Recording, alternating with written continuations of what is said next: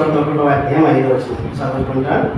మత్తయి సువార్త 1వ అధ్యాయం 5వ వచనం అందరూ కూడా కలిసి చదువుకుంటాం. మత్తయి 1:5 నయస్సును సల్మాను కనెను, సల్మాను ఆహాబునందు బోయజును కనెను, బోయజు రూతునందు ఓబేదును కనెను.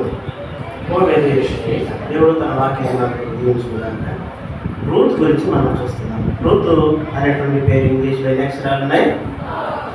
ఏంటి చెప్పండి? RUTH 4 అక్షరాలు.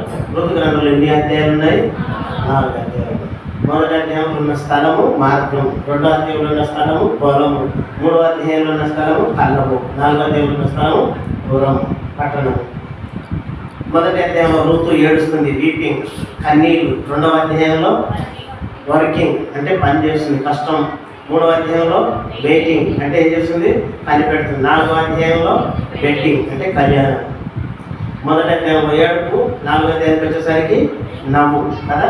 అందుకే మీ దుఃఖము, మీ యొక్క దుఃఖం ఎలా మాట్లాడుతున్నా నాట్యంగా సంతోషంగా మారుస్తారని దేవుని వాక్యం రాయబడుతుంది. కాబట్టి మొదటి అధ్యాయంలో ఏంటి? రైట్ డిసిషన్, సరైన తీర్మానం. నడవడానికి, అతతో నడవడానికి, బెత్లెహేము వెళ్ళడానికి సరైన తీర్మానం చేశారు. మొదటి అధ్యాయంలో అన్నీ కూడా ఏమున్నాయి? తీర్మానాలు. మొదట ఎవరు తీర్మానం చేసినారు? Common decision of 4 people to went to Moab వెళ్ళడానికి తీర్మానం.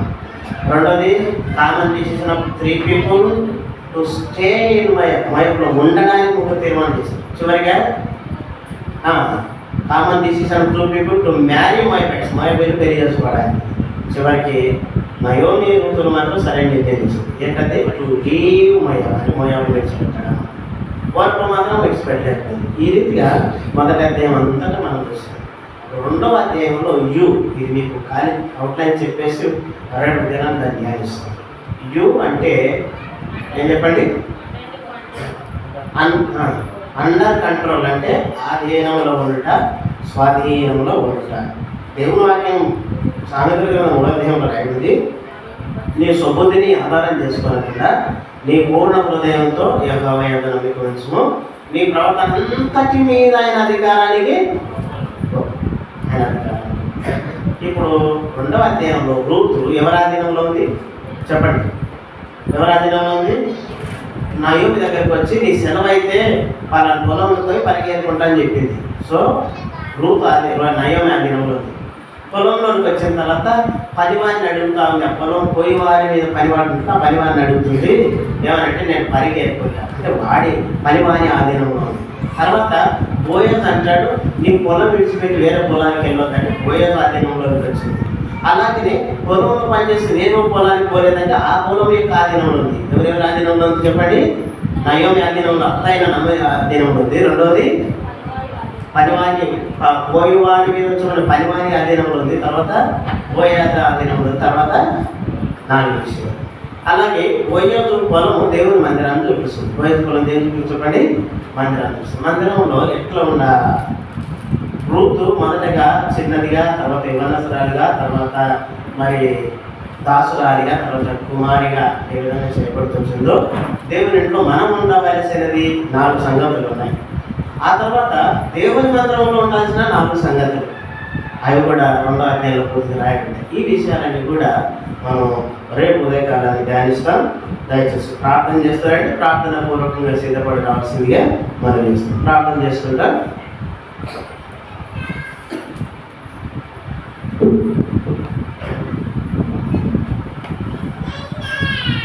తండ్రి, మీ వాక్యంలో మా పరిపించి ఎంతవరకు మాట్లాడినట్టు స్తోత్రాలు చెల్లిస్తున్నాం.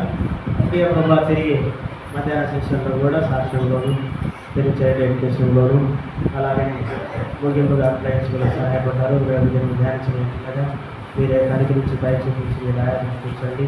ఈ నామాన్ని మేము తెచ్చుకున్నటువంటి జీవనాశం కల్పించండి. మేము కూడా తిరిగి వెళ్ళాలి సహాయపడుతున్నాను. 20 నిమిషంలో సహాయం చేస్తున్నాను. రేపు ఉదయకాలం తిరిగి పరిచయ కొరకు సిద్ధపరిచి నడిపించి మహిమ గణప స్థితి ప్రభావాలు మీరు రావాల్సింది ప్రార్థన చేస్తూ ఆనందిస్తూ మీ దీవెన ఆశీర్వాదాన్ని కోరుతూ ప్రియ ప్రభావాన్ని ముందున్న పరిచయాలు అన్నింటిలో కూడా సహాయపడుతుంది. మరి భగవంతు కూడా కొన్ని ఇబ్బందులు కూడా తీసుకురాగలిగినారు, మాతో పరిచయాలు పేదలు అనారోగ్యం స్వస్థత హాస్పిటల్ సహాయపడండి. ప్రియ పౌరులు దయచేసి ఏదైతే సెలవులు రకాల పరిచయాలు జీవితంగా వచ్చింది. మార్మల్స్ లేని వారు మార్మల్స్ తీర్మానం చేసుకొని బాధ్యత తీసుకుని వారిని బాధ్యత ముద్దాలను తీసుకురాబడి కొట్టించబడి నీటి బాధ్యత కూడా సిద్ధపరుస్తుంది. జ్ఞాపకం చేసుకుని మీ చక్రి అభ్యర్థి సంఘాన్ని చెప్తూ మాకు ఇచ్చిన శ్రేష్ఠమైన సమయాన్ని పట్టించుకుంటూ శ్రేష్ఠంగా స్తుతించి ప్రార్థించి వేడుచున్నాం తండ్రి. ఆమేన్. ఆశీర్వాదం. మన తండ్రి దేవుని ప్రేమ యేసు క్రీస్తు వారి ఇచ్చిన కృప పరిశుద్ధాత్మ యొక్క అన్యోన్య సహవాసము సమాధానం మనందరికీ ఆయన ప్రేమించే వారికి సకల ప్రేక్షకులకు మీటింగ్కి వచ్చిన వారికి ఇక ముందు ఉండబోయే మీటింగ్స్ సదాకాలం తోడైన కాదు. ఆమె శారోను లోయలలో పాపము వలెనే శారోను లోయలలో పాపము వలెనే హృదయములో ఉదయించితివి నా హృదయములో ఉదయించితివి వాక్యపు నాగలితో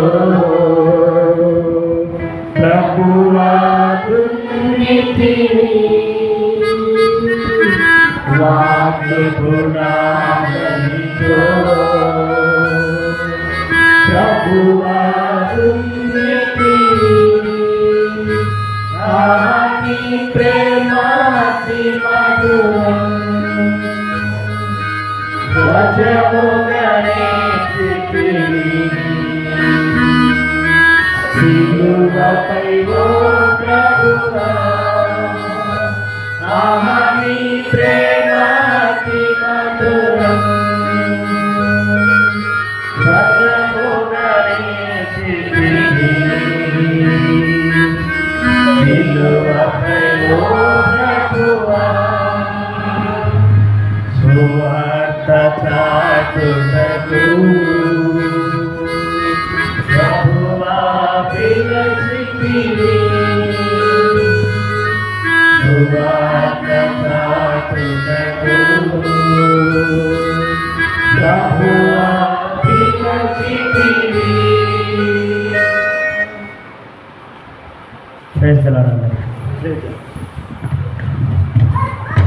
అందరికీ రేపటి దినాన జ్ఞాపకం పెట్టుకోండి. ఈరోజు కొద్దిమంది వచ్చినారు. మరి ఈరోజు మీరు మీ స్థలాలకు వెళ్తారు. సాయంత్రం ఇక్కడ కుటుంబ ప్రార్థన ఉంటుంది. సాయంత్రం ఉంటుంది 7:30కు జ్ఞాపకం పెట్టుకోండి. అయితే ఇప్పుడు ఎవరైతే మీరు మీ యొక్క స్థలాలకు వెళ్తున్నారో